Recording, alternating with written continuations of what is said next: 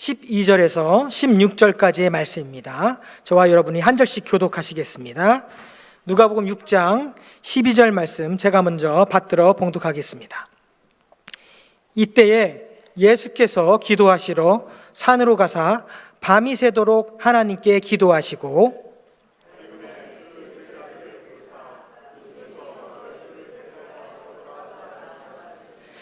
곧 베드로라고도 이름을 주신 시몬과 그의 동생 안드레와 야고보와 요한과 빌립과 바돌로메와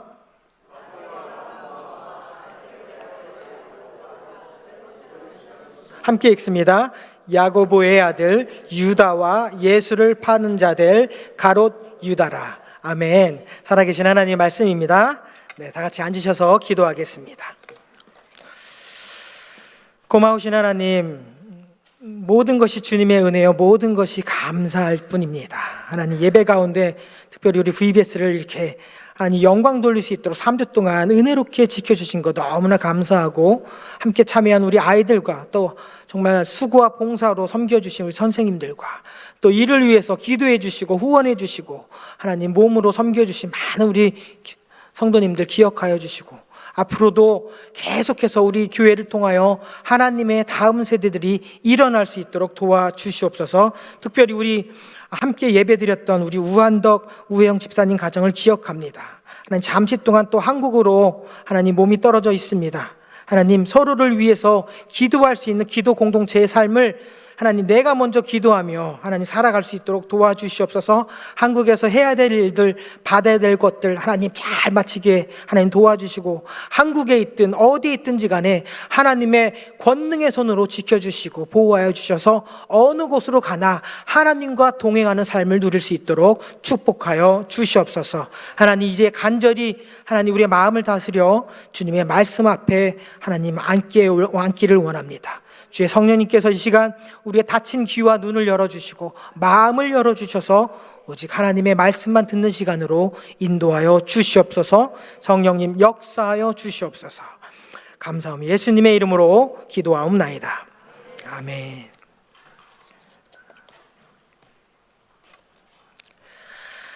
네, 하나님 보시기에 좋았더라라는 말씀으로 오늘은 하나님의 은혜를 나누길 원합니다.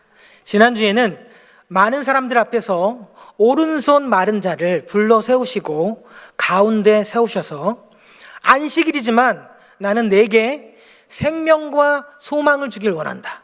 안식일지라도 생명을 주고 사람을 살리는 일을 하는 것이 옳으니 앞으로는 너희들도 나를 본받아 안식일에 아무것도 안 할 생각하지 말고 사람을 살리고 생명을 구하고 옳다고 여겨지는 일들을 나처럼 행하라고.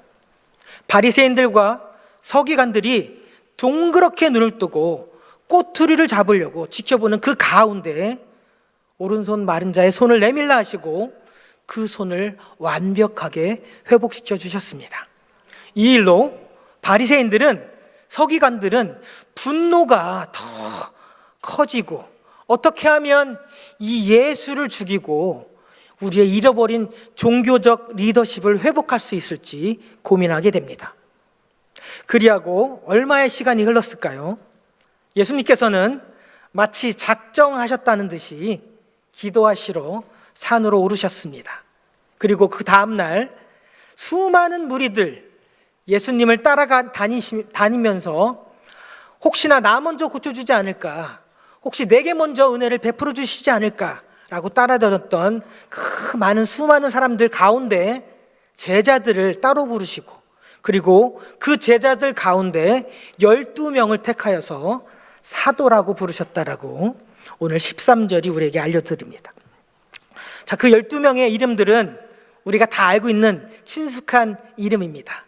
먼저는 베드로, 너무나 잘 알려진 이 벳세다 출신의 어부입니다. 그리고 사실은 요한복음에 의하면 먼저 그의 동생이었던 안드레가 먼저 예수를 만났고, 그리고 그의 형인 시몬을 예수님께로 데리고 온 뒤에 이 시몬은 게바라는 이름, 즉 베드로, 피로라는 이름을 부여받습니다. 예수님 당시에는 갈릴리 사람들은 아람어를 사용했습니다. 게바는 아람어로 반석, 베드로, 피터라는 뜻이었습니다. 그 다음에 세베대의 아들인 야고보와 요한을 어부로서 부르셨습니다. 곧장 같이 그물을 기고 있던 아버지도 그리고 배도 버려두고 예수님을 따랐다라고 성경이 기록합니다. 이들의 성격은 이 베드로의 성격 못지않아서 불같았기 때문에 보아너게 우레의 아들이란 별명을 얻었습니다. 빌립은 베드로의 형제와 같은 이 벳세다 출신이었고요. 요한복음에 오병이어의 기적을 베푸실 때 예수님께서 그 머리의 영특함을 아시고 시험코자 물어보셨죠. 그랬더니만 이 빌립은 그 많은 사람들을 머릿속으로 금방 계산하여서 각 사람으로 조금씩 받게 할지라도 200데나리온의 떡이 부족합니다 라고 즉석에서 대답을 했던 아주 영특했던 제자였습니다. 주판기도 없고 계산기도 없고 알렉사도 시리도 없던 그 시절에 5,000명이나 넘는 그 무리들이 먹어야 될 그 떡의 양을 데나리온으로 바로 암산해서 계산할 수 있을 정도로 아주 머리가 좋았던 친구였습니다.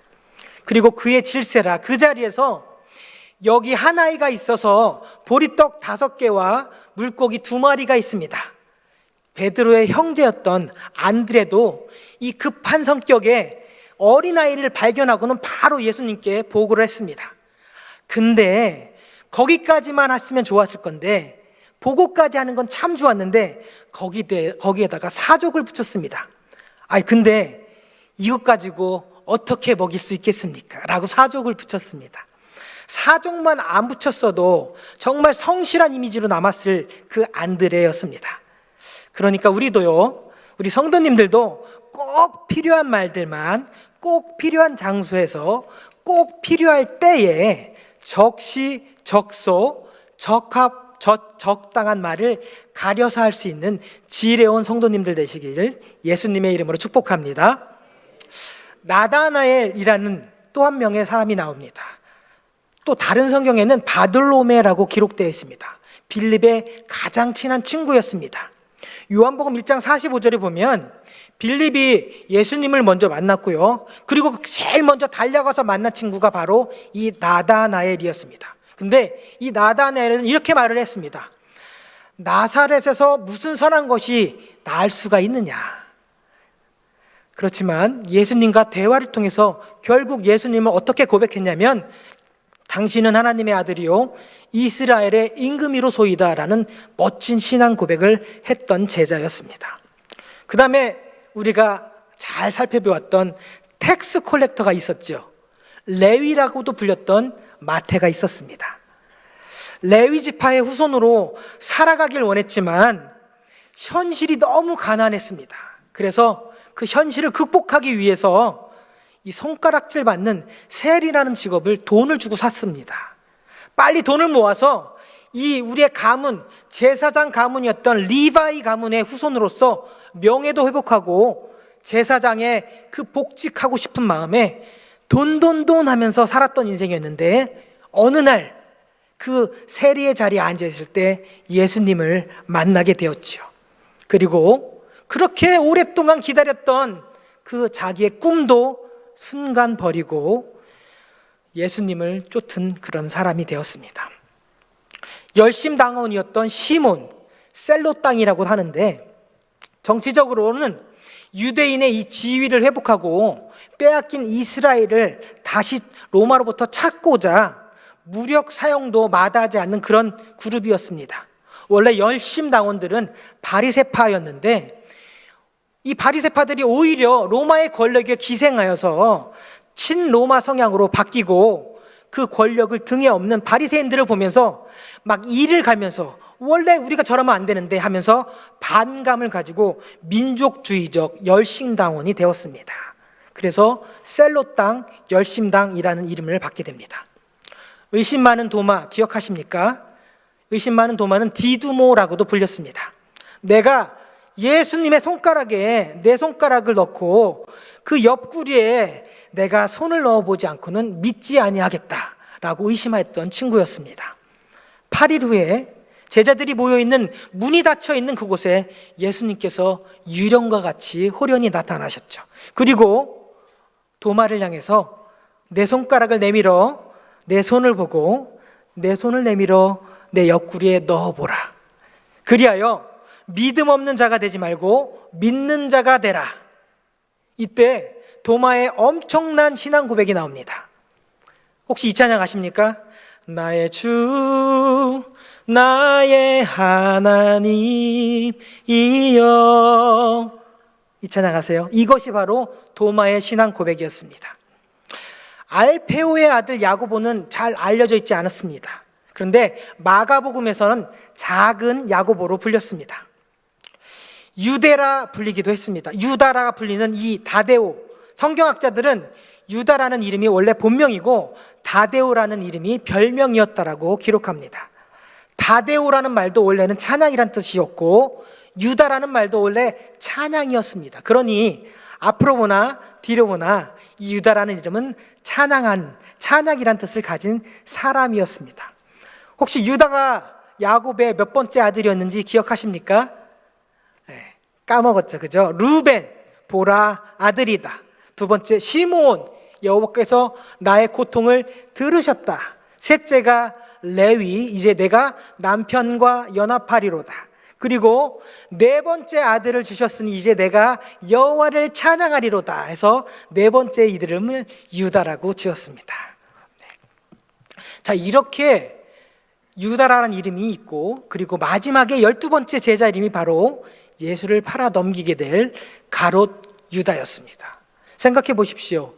여호와의 이름을 찬양해야 될 유다라는 이름을 가지고 태어났는데도 불구하고 유다는 사단에게 영혼을 팔아 결국 예수님을 은 30냥에 팔아버리는 제자가 되어버렸습니다.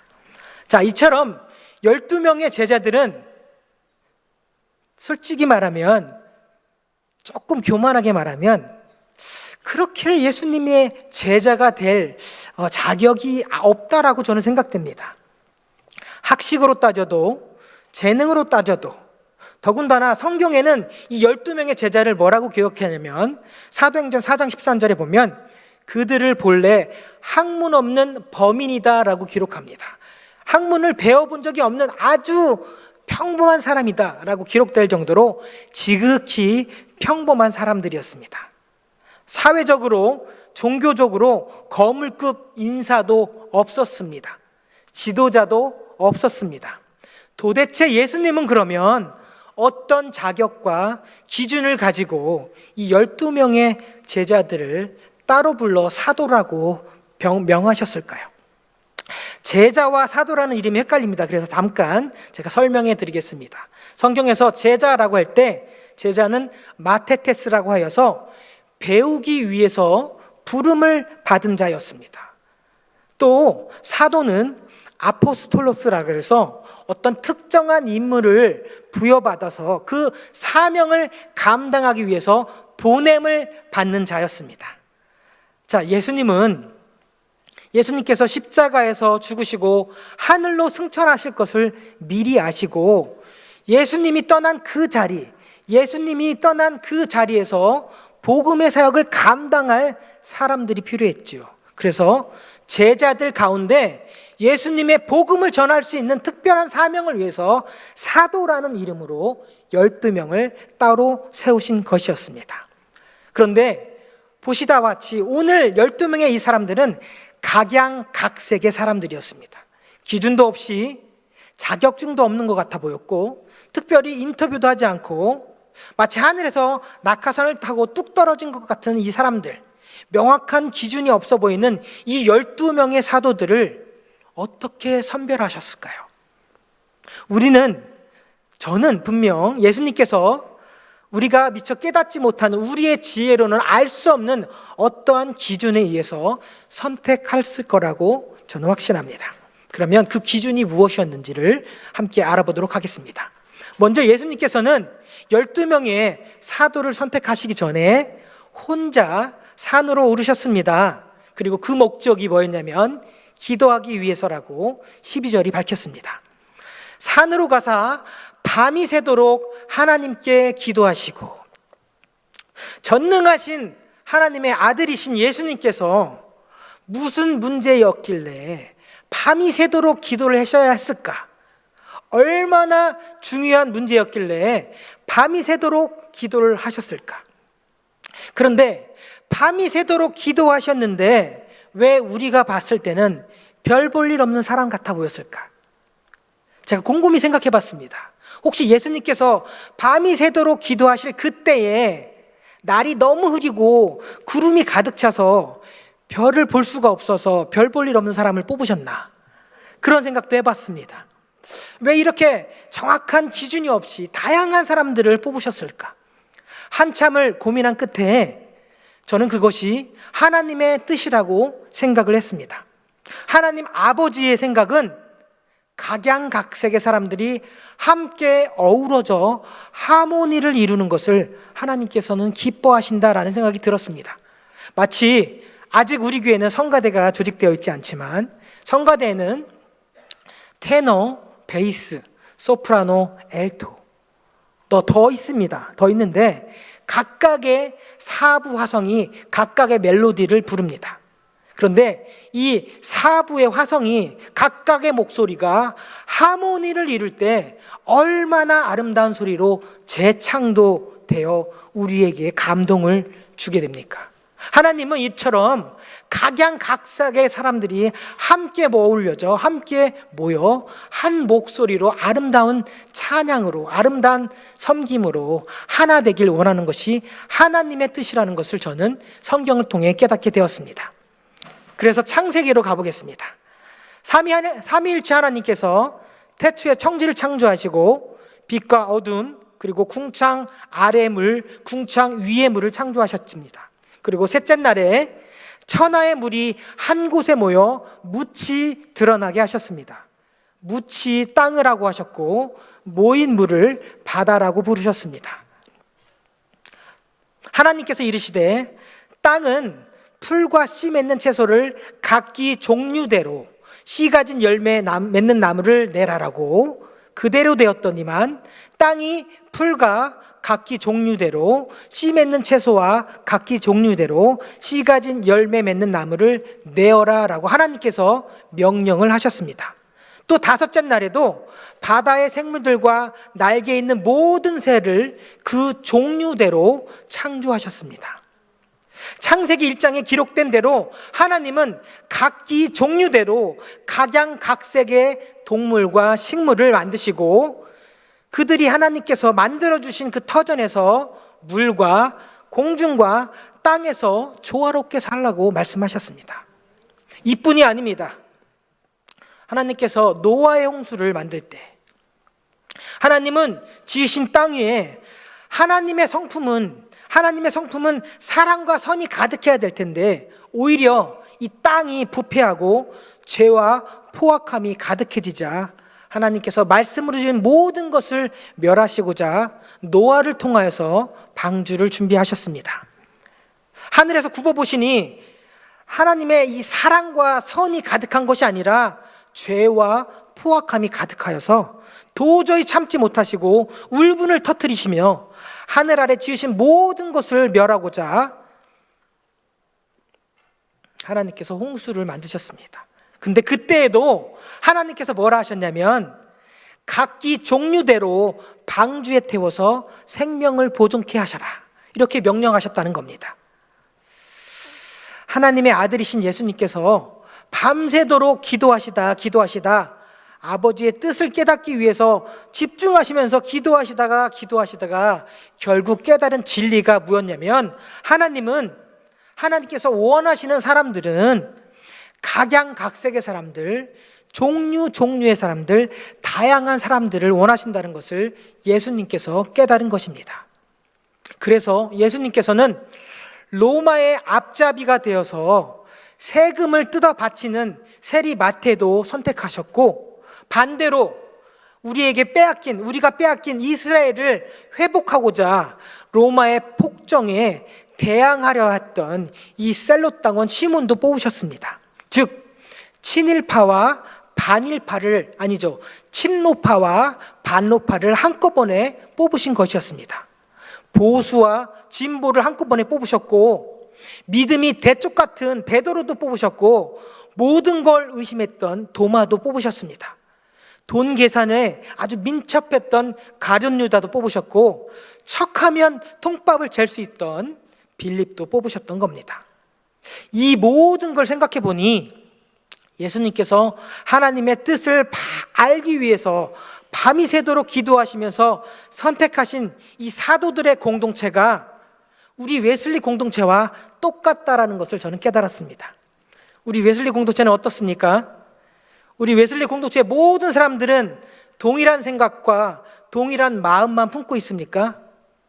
물론 그럴 수도 있지만 우리 공동체도 생각과 마음이 원하는 바가 제각각입니다.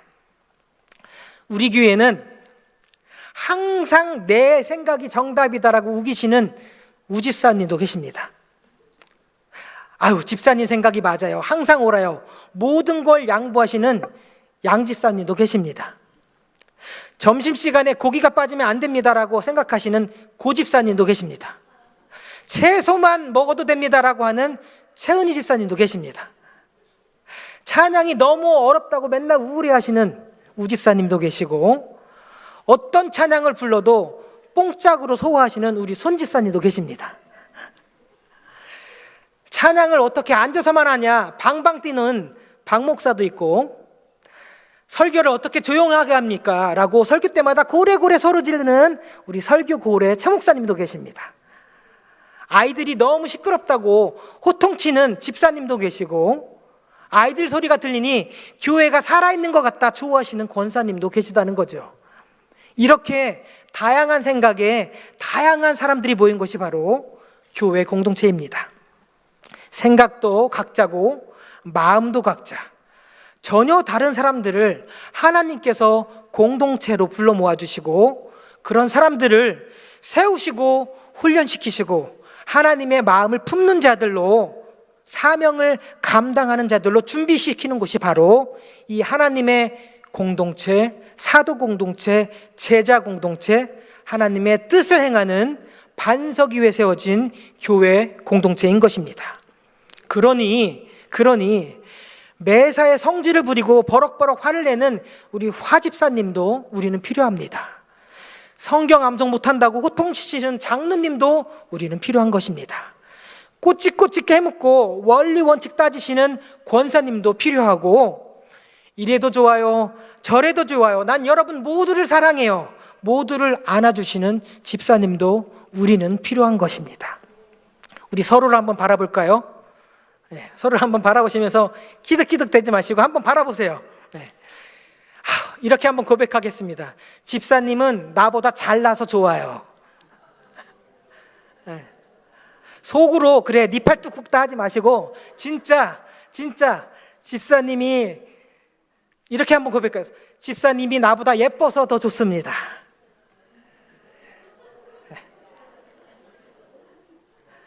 네, 조금은 부족해 보이고 조금은 우둔해 보이는 우리들의 모습이지만 아직은 가야 길 길이 멀고 금방이라도 꺼질 것 같은 풍화등전 촛불 같아 보이지만, 우리 안에 하나님의 말씀으로 충만해지고 성령의 능력을 의지하고 작은 것에 감사하고 기뻐하려고 웨슬리 공동체 한 사람 한 사람 모여서 서로의 부족한 부분을 채워주고 가려주고 밀어주고 이끌어주고, 그리고 함께 손을 잡고 걸어가다 보면 어느새 세상이 감당할 수 없는 믿음의 공동체가 되고 세상이 쪼갤 수 없는 사랑의 공동체가 될 것이며, 어떠한 시험도 넉넉히 이겨낼 수 있는 성령의 능력을 의지하는 공동체로 자라나게 될 것입니다. 그래서 우리는 여기서 멈춰 있는 것이 아니라 서로를 의지하고 서로를 용납할 때 주 안에서 자라가고 온전해지는 웨슬리 공동체를 만들어 가시길 예수님의 이름으로 축복합니다. 하나님 맡겨주신 그 사명, 나의 힘, 나의 능이 아닌 성령의 능력으로 오직 주님이 공급해 주시는 힘으로 감당하는 공동체, 서로를 안아주고 보다듬어주며 범사에 우리 주 예수 그리스도의 이름으로 항상 감사할 수 있는 웨슬리 공동체를 만들어 가실 수 있는 저와 여러분 되시길 예수님의 이름으로 축복합니다. 함께 기도하겠습니다. 하나님, 서로의 다름을 인정하고 서로가 조금씩 양보하며 서로가 조금씩 물러서서 내려놓는 공동체가 되길 원합니다. 그럴 때 하나님의 꿈이 나의 비전이 되고 예수님의 성품이 나의 인격이 되고 성령님의 권능이 나의 능력이 되는 웨슬리 공동체로 자라나게 축복하여 주시옵소서. 이 모든 말씀 예수님의 이름으로 기도하옵나이다. 이제 다 같이